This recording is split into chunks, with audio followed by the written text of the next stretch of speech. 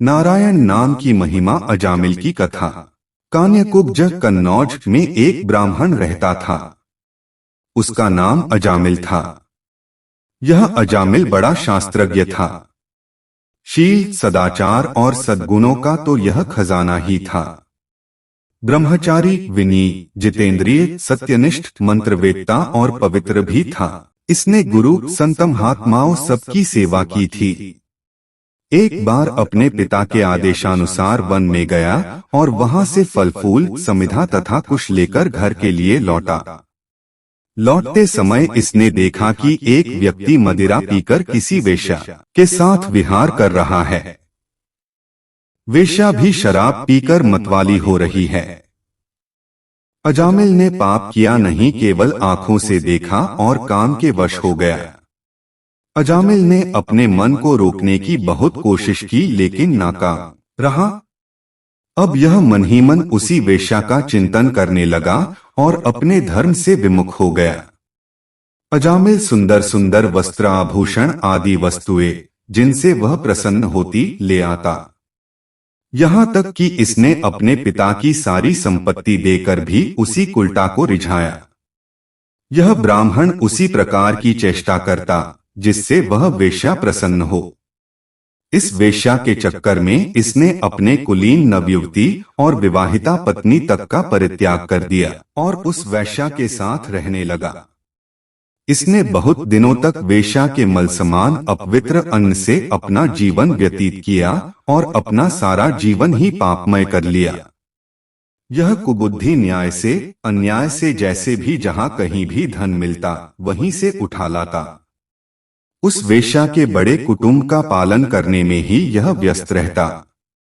चोरी से, जुए से और धोखाधड़ी से अपने परिवार का पेट पलटा था। एक बार कुछ संत इसके गांव में आए।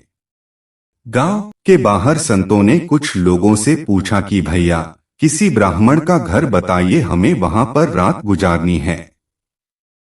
इन लोगों ने संतों के साथ मजाक किया और कहा, संतों, हमारे गांव में तो एक ही श्रेष्ठ ब्राह्मण है जिसका नाम है अजामिल, और इतना बड़ा भगवान का भक्त है कि गांव के अंदर नहीं रहता, गांव के बाहर ही रहता है।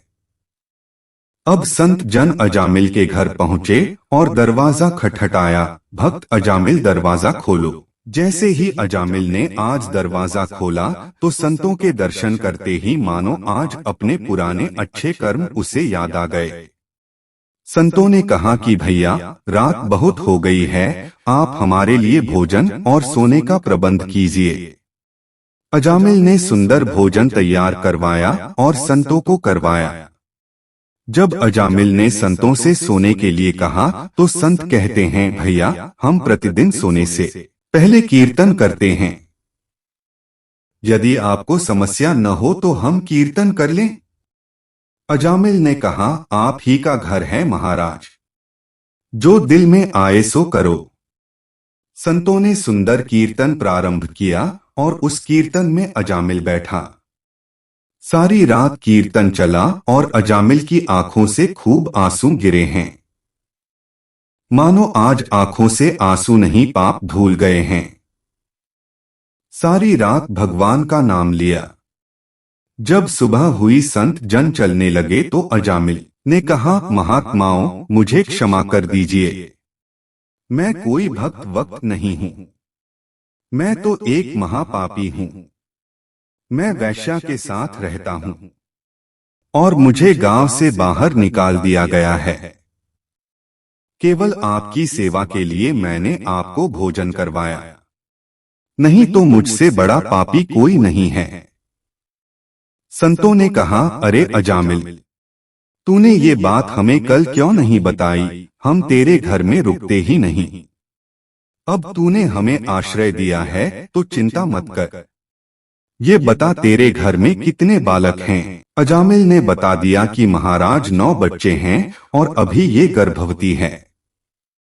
संतों ने कहा कि अब के जो तेरे संतान होंगी वो तेरे पुत्र होगा और तू उसका नाम नारायण रखना। जा, तेरा कल्याण हो जाएगा। संत जन आशीर्वाद देकर चले गए। समय बीता, उसके पुत्र हुआ। नाम रखा नारायण। अजामिल अपने नारायण पुत्र में बहुत आसक्त था। अजामिल ने अपना संपूर्ण हृदय अपने बच्चे नारायण को सौंप दिया था। हर समय अजामिल कहता था, नारायण भोजन कर लो, नारायण पानी पी लो, नारायण तुम्हारा खेलने का समय है, तुम खेल लो। हर समय नारायण नारायण करता था। इस तरह 88 वर्ष बीत गए। वह अतिशय मूढ़ हो गया था। उसे इस बात का पता ही न चला कि मृत्यु मेरे सिर पर आ पहुंची है। अब वह अपने पुत्र बालक नारायण के संबंध में ही सोचने विचारने लगा। इतने में ही अजामिल ने देखा कि उसे ले जाने के लिए भगवान के पार्षदों ने देखा कि यह मरते समय हमारे स्वामी भगवान नारायण का नाम ले रहा है, उनके नाम का कीर्तन कर रहा है। आंख वे बड़े वेग से झटपट वहां आ पहुंचे। उस समय यमराज के दूत दासीप्ती अजामिल के शरीर में से उसके सूक्ष्म शरीर को खींच रहे थे। विष्णु दूतों ने बलपूर्वक रोक दिया। उनके रोकने पर यमराज के दूतों ने उनसे कहा, अरे धर्मराज की आज्ञा का निषेध करने वाले तुम लोग हो कौन? तुम किसके दूत हो, कहां से आए हो और इसे ले जाने से हमें क्यों रोक रहे हो? जब यमदूतों ने इस प्रकार कहा, तब भगवान नारायण के आज्ञाकारी पार्षदों ने हंसकर कहा, यमदूतों, यदि तुम लोग सचमुच धर्मराज के आज्ञाकारी हो तो हमें धर्म का लक्षण और धर्म का तत्व सुनाओ। दंड का पात्र कौन है? यमदूतों ने कहा, वेदों ने जिन कर्मों का विधान किया है वे धर्म हैं, और जिनका निषेध किया है वे अधर्म हैं। वेद स्वयं भगवान के स्वरूप हैं। वे उनके स्वाभाविक श्वास प्रश्वास एवं स्वयं प्रकाश ज्ञान है, ऐसा हमने सुना है। पाप कर्म करने वाले सभी मनुष्य अपने अपने कर्मों के अनुसार दंडनीय होते हैं। भगवान के पार्षदों ने कहा, यमदूतों, यह बड़े आश्चर्य और खेद की बात है कि धर्मज्ञों की सभा में अधर्म प्रवेश कर रहा है, क्योंकि वहां निरपराध और अदंडनीय व्यक्तियों को व्यर्थ ही दंड दिया जाता है। यमदूतों, इसने कोटि कोटि जन्मों की पाप राशि का पूरा पूरा प्रायश्चित कर लिया है, क्योंकि इसने विवश होकर ही सही भगवान के परम कल्याणमय मोक्षप्रद नाम का उच्चारण तो किया है। जिस समय इसने नारायण इन 4 अक्षरों का उच्चारण किया, उसी समय केवल उतने से ही इस पापी के समस्त पापों का प्रायश्चित हो गया।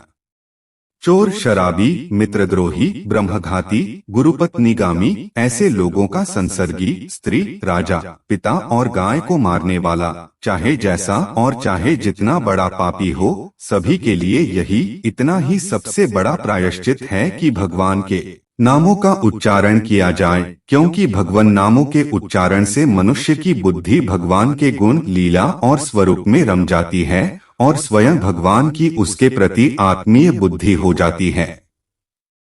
तुम लोग अजामिल को मत ले जाओ। इसने सारे पापों का प्रायश्चित कर लिया है, क्योंकि इसने मरते समय भगवान के नाम का उच्चारण किया है। इस प्रकार भगवान के पार्षदों ने भागवत धर्म का पूरा पूरा निर्णय सुना दिया और अजामिल को यमदूतों के पाश से छुड़ाकर मृत्यु के मुख से बचा लिया। भगवान की महिमा सुनने से अजामिल के हृदय में शीघ्र ही भक्ति का उदय हो गया। अब उसे अपने पापों को याद करके बड़ा पश्चाताप होने लगा। अजामिल मन ही मन सोचने लगा, अरे मैं कैसा इंद्रियों का दास हूँ। मैंने एक दासी के गर्भ से पुत्र उत्पन्न करके अपना ब्राह्मणत्व नष्ट कर दिया। यह बड़े दुख की बात है, धिक्कार है, मुझे बार बार धिक्कार है।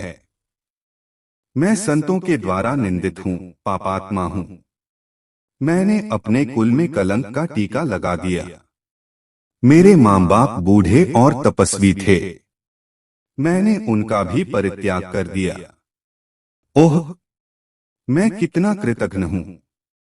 मैं अब अवश्य ही अत्यंत भयावने नरक में गिरूंगा, जिसमें गिरकर धर्मघाती पापात्मा कामी पुरुष अनेकों प्रकार की यमयातना भोगते हैं। कहा तो मैं महाकपटी, पापी, निर्लज्ज और ब्रह्मतेज को नष्ट करने वाला, तथा कहा भगवान का वह परम मंगलमय नारायण नाम। सचमुच मैं तो कृतार्थ हो गया। अब मैं अपने मन, इंद्रिय और प्राणों को वश में करके ऐसा प्रयत्न करूंगा कि फिर अपने को घोर अंधकारमय नरक में न डालूं।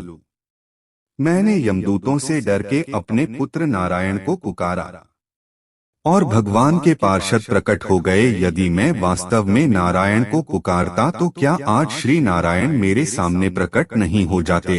अब अजामिल के चित्त में संसार के प्रति तीव्र वैराग्य हो गया। वे सबसे संबंध और मोह को छोड़कर हरिद्वार चले गए।